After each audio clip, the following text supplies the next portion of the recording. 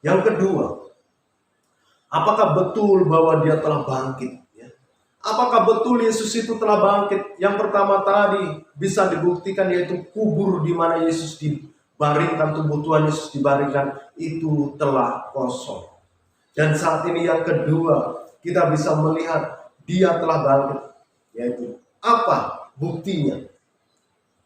Yaitu di dalam Markus pasal 16 ayat yang ke-14. Saya akan bacakan Markus pasal 16 ayat yang ke-14. Akhirnya ia menampakkan diri kepada 11 orang itu. Ketika mereka sedang makan, ia mencela ketidakpercayaan dan kedegilan hati mereka. Oleh karena mereka tidak percaya kepada orang-orang yang telah melihat dia sesudah kebangkitannya. Ya. Saudaraku yang dikasihi oleh Tuhan, bukti bahwa dia telah bangkit yang kedua adalah adanya banyak saksi. Adanya banyak saksi yang menyaksikan secara langsung bahwa Yesus benar-benar bangkit. Jadi tidak hanya omong kosong, tidak hanya kibulan, tidak hanya bualan semata, tetapi di sini banyak saksi yang menyaksikan bahwa Yesus benar-benar bangkit dari antara orang mati. Dalam peristiwa kebangkitan Tuhan Yesus Kristus diceritakan di dalam Alkitab. Ketika para penjaga yang menjaga kubur Tuhan Yesus Kristus. Kenapa? Ini justru dari desas-desus yang didengarkan oleh para ahli-ahli Taurat, orang-orang Farisi. Mereka mendengar bahwa kami mendengar peristiwa, ataupun kami mendengar ketika Yesus masih hidup dulu, dia menyatakan bahwa pada hari ketiga dia akan bangkit. Akhirnya sama ahli-ahli Taurat, orang imam-imam besar pada saat itu, apa yang diperintahkan? Dia memerintahkan, jaga kubur Yesus. Kamu harus menjaga kubur Yesus, supaya tidak ada orang yang mencuri tubuh ataupun jasad Tuhan Yesus Kristus. Jaga. Benar saudaraku, dijagalah kubur Tuhan Yesus Kristus ini dengan tentara. Dijaga beberapa tentara. Tetapi pada saat peristiwa kebangkitan, terjadi sebuah peristiwa seperti gempa bumi, ya, goncangan hebat yang terjadi di sekitar kubur Tuhan Yesus Kristus yang luar biasa. Pada saat itulah justru membuat para penjaga-penjaga ini mereka rebah seperti orang mati. Mungkin ini sebuah ketakutan luar biasa sehingga dia menjadi para tentara ini seperti orang mati, mungkin dia pingsan yang sedemikian rupa, ya. Dan di sini kita bisa melihat bahwa pada saat kebangkitan Tuhan Yesus Kristus, ada peristiwa yang terjadi, ada saksi-saksi yang melihat, di mana di situ kita bisa melihat Maria dan juga beberapa wanita yang lainnya, mereka menyaksikan sendiri kubur yang kosong itu. Petrus menyaksikan kubur yang kosong itu. Dan kemudian kita bisa melihat bagaimana para saksi-saksi ini juga begitu murid-murid Tuhan yang ada 11 ini, karena harusnya 12. Yang satu kemana? Yang satu telah meninggal. Kenapa? Karena dia mengkhianati Tuhan, yaitu Yudas Iskariot. Tetapi di sini kita melihat bagaimana ke-11 murid-murid ini secara bersamaan ditemui oleh Tuhan Yesus Kristus. Kenapa demikian? Kenapa Yesus harus menemui mereka secara bersamaan? Karena pada saat Maria dan juga wanita-wanita yang lain ini berbicara, menceritakan peristiwa itu tentang kebangkitan, mereka semuanya tidak percaya, mereka ragu, mereka berpikir bahwa wanita-wanita itu melaporkan yaitu sesuatu hal yang bohong, yang tidak mungkin. Ya, mereka akhirnya dalam waktu bersamaan ketika mereka sedang berkumpul di Yesus, di situ Yesus menampakkan diri. Saudara yang dikasihi oleh Tuhan Yesus Kristus, dari sini kita bisa melihat bahwa kedekatan murid-murid Tuhan Yesus Kristus dengan Yesus ternyata tidak membuat menjadi iman rohani dia begitu bertumbuh dan dewasa secara luar biasa. Di sini bisa kita lihat bagaimana Yesus sudah berulang kali mengatakan, aku akan mati dan pada hari yang ketiga aku akan bangkit. Itu adalah perkataan Yesus yang diucapkan beberapa kali, diungkapkan berulang kali. Tetapi herannya tidak ada satu murid pun yang memegang kata-kata Tuhan itu menjadi sebuah hal yang bisa diingat ketika peristiwa itu terjadi. Mereka langsung sadar, oh iya, Yesus dulu pernah ngomong seperti ini. Tidak ada. Mereka semuanya tidak percaya. Mereka sudah tidak yakin. Mana mungkin sih ada orang mati bisa bangkit? Mana mungkin ada orang mati bisa hidup? Murid-murid aja meragukan peristiwa kebangkitan Tuhan Yesus Kristus. Padahal kalau kita melihat peristiwa tentang siapa? Tentang Lazarus, tentang anak muda di Nain, kita harusnya menyadari, harusnya murid-murid Tuhan Yesus sadar betul. Kalau kebangkitan itu bisa terjadi kalau Tuhan mengendaki. Lazarus bangkit dari kematian, anak muda di Nain bangkit dari kematian. Harusnya itu sudah menjadi referensi yang luar biasa untuk murid-muridnya meyakini kalau Yesus bangkit juga bisa, apalagi Yesus sudah berbicara. Tetapi manusia selalu percaya kalau sudah melihat, itulah manusia. Tetapi berbahagialah kita orang yang percaya. Berbahagialah kita yang tidak melihat peristiwa langsung kebangkitan itu. Tetapi hari ini kita tetap percaya bahwa Yesus telah mati dan bangkit untuk kita. Ya. Bersyukur saudara yang dikasihi Tuhan. Bersyukur kita tetap percaya bahwa Yesus telah bangkit dan hidup untuk kita semuanya. Ya. Kita tidak melihat peristiwa itu secara langsung, saudaraku. Manusia modern tidak melihat peristiwa itu secara langsung. Yang melihat itu adalah murid-murid Tuhan, pengikut-pengikut Tuhan di masanya pada zaman dulu, sebelum Tuhan Yesus terangkat ke surga. Disitulah mereka saksi-saksi hidup itu. Mereka yang secara langsung menyaksikan. Tetapi mereka baru percaya setelah Yesus betul-betul menampakkan dirinya.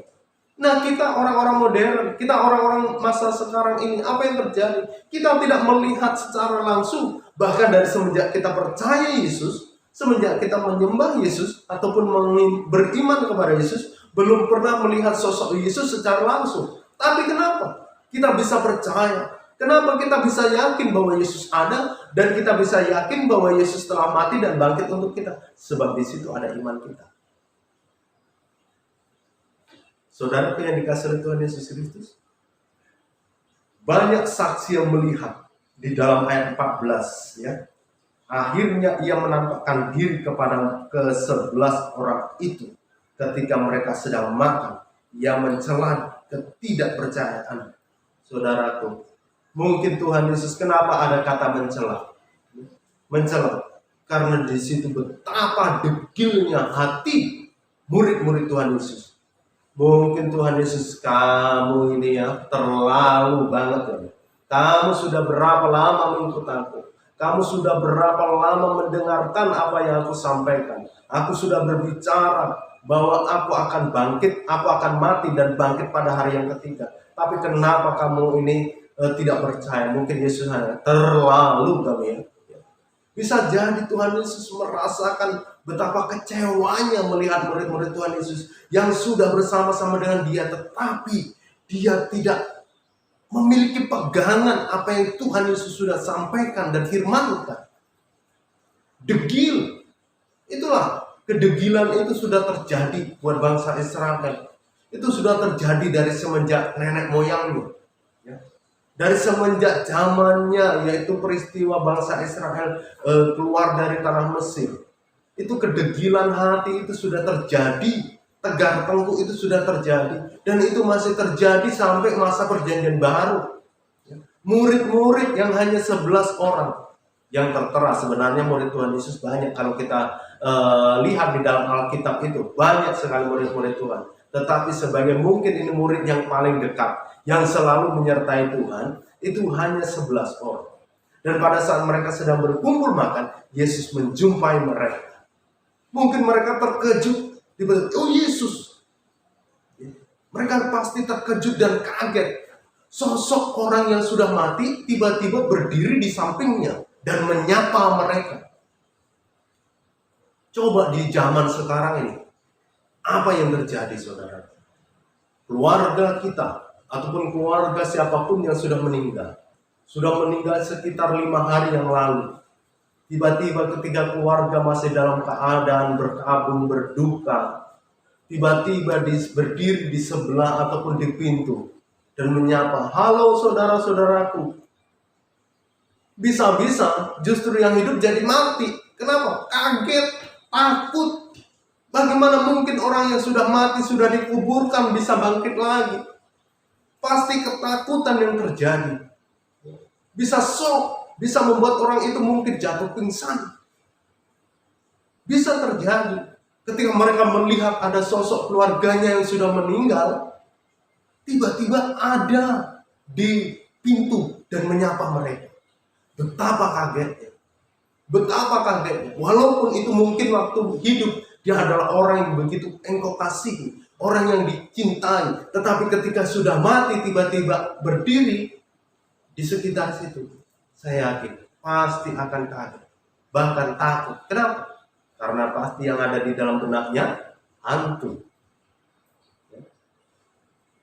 Saudara yang dikasih oleh Tuhan, begitu juga dengan murid-murid. Pasti mereka merasakan kekagetan yang luar biasa ketika mereka tidak percaya akan adanya bahwa Yesus bangkit. Mereka tidak yakin, gak mungkin orang yang sudah mati bangkit. Tetapi ketika Yesus menampakkan dirinya, mereka begitu terkejut, mereka begitu panik, mereka takut. Bahkan dalam sebuah peristiwa di ayat lainnya juga dikupas bagaimana ketika Thomas juga, mereka juga menyatakan, "Aku tidak percaya sebelum aku mencucukkan jariku di lubang pakunya, di tangannya, ataupun di bekas lubang paku." Saudaraku, sedemikian degilnya hati murid-murid Tuhan. Mereka tidak percaya sebelum betul-betul jarinya dicucukkan di bekas paku. Ketika saat itu Tuhan Yesus ketemu Thomas. "Ini Thomas aku, cucukkan jarimu. Cucukkan jarimu, nih tanganku. Ini kakiku yang dipaku." Saudaraku yang dikasih Tuhan. Dari situ Thomas percaya. Dan murid-murid Tuhan Yesus yang lainnya, mereka masih meragukan Yesus. Apa yang terjadi? Yesus pun akhirnya, di situ ada sepotong ikan goreng, dia makan. Saudaraku yang dikasih oleh Tuhan Yesus Kristus, kita melihat bahwa kebangkitan Tuhan Yesus bukan sesuatu hal yang rekayasa. Kebangkitan Tuhan Yesus bukanlah sesuatu hal yang bohong. Tetapi kebangkitan Tuhan Yesus adalah realita dan fakta. Dan itu nyata terjadi. Karena adanya saksi-saksi yang melihat. Bukan hanya 11 murid. Tetapi banyak orang yang menyaksikan. Apalagi pada masa ketika Tuhan Yesus naik ke surga. Ratusan, berapa banyak pasang mata yang melihat kenaikan Tuhan Yesus ke surga. Itu membuktikan bahwa banyak orang melihat bahwa Yesus betul-betul bangkit dari antara orang mati. Bangkit dari antara orang mati. Kembali kepada kita semuanya. Ketika ada orang meragukan kebangkitan Tuhan, meragukan kematian Tuhan, kembali saya sampaikan, itu hanyalah pandangan orang-orang di luar Kristus. Orang-orang yang memandang berdasarkan akal, orang-orang yang memandang berdasarkan logika. Tetapi kita orang yang ada di dalam kekristenan memandang peristiwa ini berdasarkan iman, berdasarkan kepercayaan kita. Ya. Jadi saudaraku yang dikasihi oleh Tuhan Yesus Kristus, saat ini saudaraku, bahwa Yesus di Paskah ini, Yesus telah bangkit dari antara orang mati. Dia sudah membuktikan bahwa Yesus adalah pribadi yang berkuasa atas maut. Maut berbicara tentang kekekalan, yaitu kematian kekal. Maut berbicara tentang penderitaan. Maut berbicara tentang neraka kebinasaan. Tetapi hari ini membuktikan bagi siapapun yang percaya kepada Tuhan Yesus Kristus dengan sungguh-sungguh dan menjadikan dia Tuhan dan Juru Selamat, sesungguhnya engkau telah berada dan juga telah menguasai maut itu. Maut tidak berkuasa atas orang-orang percaya. Maut tidak berkuasa atas orang-orang yang menerima Tuhan Yesus Kristus sebagai Tuhan dan Juru Selamat. Saya tidak berbicara tentang kematian maut, ini berbicara tentang kematian lahiriah. Karena kalau berbicara maut tentang kematian lahiriah, kita semuanya melihat orang Kristen juga mati, orang pendeta juga mati, orang yang katanya pendeta terkenal juga mati. Ya. Tapi maut yang dimaksud di sini adalah berbicara tentang kebinasaan, berbicara tentang yaitu neraka. Jadi setiap orang yang percaya sungguh-sungguh kepada Tuhan Yesus Kristus, sesungguhnya orang itu tidak akan dimasukkan di dalam penderitaan ataupun kebinasaan, yaitu kematian kekal, yaitu binasa, hidup susah menderita di dalam neraka. Ya. Jadi saat ini bahwa Paskah adalah bicara tentang kebangkitan Tuhan. Tuhan Yesus telah bangkit, kubur telah kosong, banyak saksi yang melihat. Di sini kita melihat bahwa Yesus bangkit, membuktikan bahwa Dia adalah Tuhan.